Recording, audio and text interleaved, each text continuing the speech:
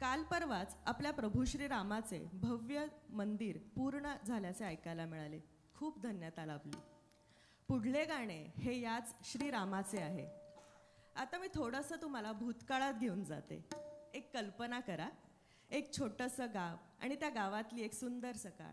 शेताकडे गाई वस्त्र घेऊन जाणारे शेतकरी आणि त्या वासरांच्या गळ्यातला तो घुंगरांचा आवाज.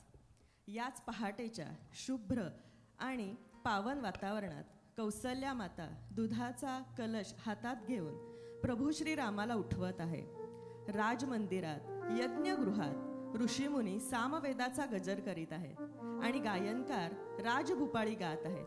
वा, किती सुंदर दृश्य आहे ना हे. या पुढच्या गाण्यातही असेच काहीतरी असणार आहे. हे गीत कौसल्या मातेच्या वात्सल्याचे आणि राजमंदिरातील मंगल दृश्यांचे वर्णन तसेच रामाच्या बालपणातील पवित्र आणि रम्य पहाटेचे हुबेहूब शब्दांकन करते. प्रत्येक शब्दातून आणि सुरातून दिव्य पहाटेचा अनुभव मिळतो आणि रामायणाच्या सांस्कृतिक आणि भावनिक वातावरणाची एक झलक मिळते. त्यातलीच एक ओळ मला खूप आवडली म्हणून ती सांगावीशी वाटते.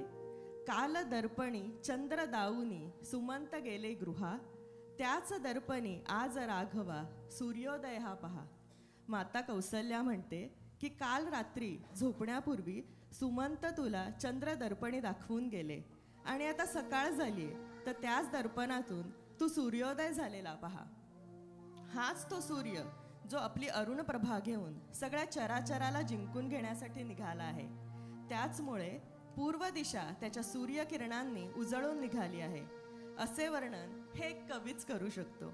आणि पुढे ते म्हणतात, हे तेजस्वी प्रभू रामा उठ, त्या मंगल कार्याचा साक्षीदार हो. आपल्या तेजाने आपल्या प्रेमाने सृष्टीला जिंकून घे, कारण एका नव्या दिवसाची आणि नव्या युगाची सुरुवात झाली आहे की नाही. किती सुंदर दृश्य आहे. चला तर मग ऐकूया आदितीच्या आवाजात उठी श्रीरामा.